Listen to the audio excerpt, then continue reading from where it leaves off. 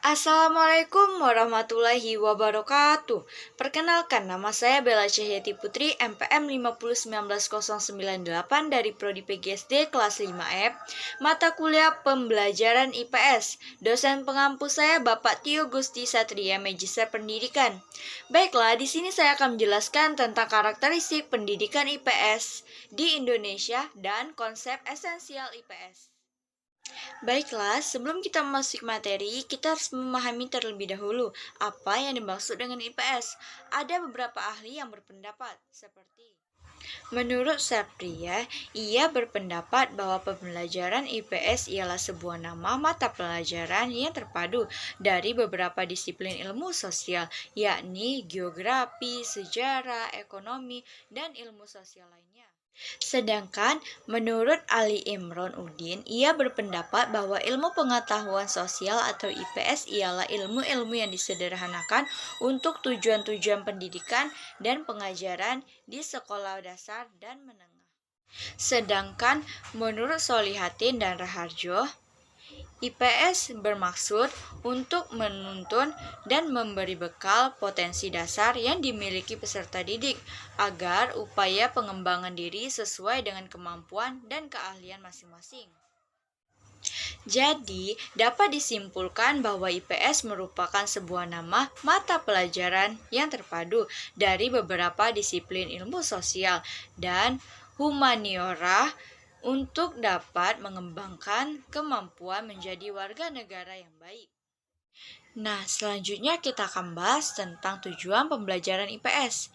Yang pertama, tujuan khususnya.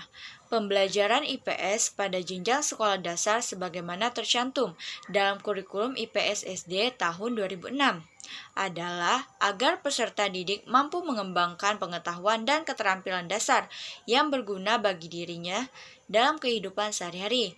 Dan yang kedua, tujuan institusional, penyelenggaraan pendidikan sekolah dasar menurut kurikulum 2006 atau KTSP adalah yang pertama, mendidik siswa agar menjadi manusia Indonesia seutuhnya, berdasarkan Pancasila yang mampu membangun dirinya sendiri, serta ikut bertanggung jawab terhadap pembangunan bangsa. Yang kedua, memberi bekal kemampuan yang diperlukan bagi siswa untuk melanjutkan pendidikan ke tingkat yang lebih tinggi. Dan yang terakhir, memberi bekal dasar untuk hidup di masyarakat dan mengembangkan ide sesuai dengan bakat, minat, kemampuan, dan lingkungannya. Perkembangan IPS. Perkembangan pendidikan IPS secara garis besar di Indonesia dimaknai menjadi dua, pendidikan IPS untuk perguruan tinggi dan perguruan tinggi untuk sekolah dasar dan menengah. Karakteristik pembelajaran IPS. Yang pertama, ilmu pengetahuan sosial merupakan gabungan dari unsur-unsur geografi, sejarah, ekonomi, hukum, dan politik, kewarganegaraan, sosiologi, bahkan juga bidang humaniora, pendidikan, dan agama. Yang kedua, standar kompetensi dan kompetensi dasar IPS berasal dari struktur keilmuan geografi, sejarah, ekonomi, dan sosiologi yang dikemas sedemikian rupa sehingga menjadi pokok bahasan atau topik tertentu. Yang ketiga, standar kompetensi dan kompetensi dasar dapat menyangkut berbagai masalah sosial yang dirumuskan pendekatan interdisipliner dan multidisipliner. Yang keempat, standar kompetensi dan kompetensi dasar dapat menyangkut peristiwa dan perubahan kehidupan masyarakat dengan prinsip sebab akibat, kewilayahan, adaptasi, dan pengelolaan lingkungan, struktur, proses, dan masalah sosial serta upaya-upaya perjuangan hidup agar survei seperti pemenuhan kebutuhan, kekuasaan, keadilan, dan jaminan keamanan. Selanjutnya kita akan membahas materi pelajaran di MI atau SD. Ada dua pendapat. Menurut Herijanto, dalam standar isi, IPS diharapkan peserta didik mampu memunculkan sikap peka terhadap persoalan yang terjadi di lingkungan masyarakat. Sedangkan menurut Rahmat, peduli yaitu memahami realitas sosial dan menjalankan kewajiban di lingkungan masyarakat. Selanjutnya, kita akan membahas tentang pengembangan nilai-nilai karakter pada pelajaran IPS. Ada 18 nilai hasil kajian empirik pusat kurikulum. Yang pertama, religius. Yang kedua, jujur.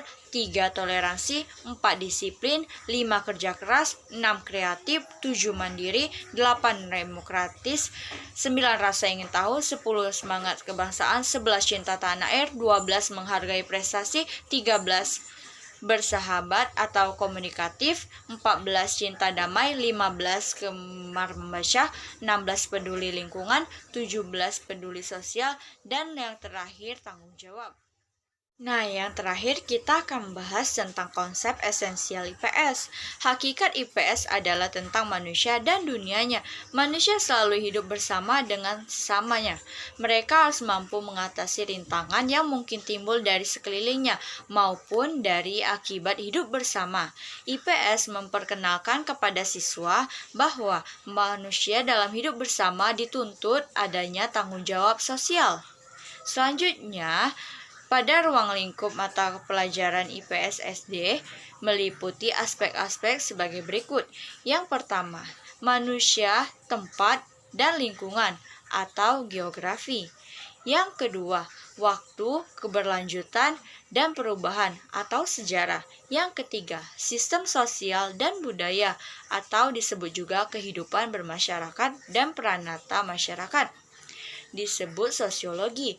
Yang keempat, perilaku ekonomi dan kesejahteraan atau bisa juga disebut ekonomi. Oke, terima kasih. Sekian pembahasan tentang saya, semoga bermanfaat. Apabila ada kata-kata yang salah, saya mohon maaf. Kepada Allah saya mohon ampun.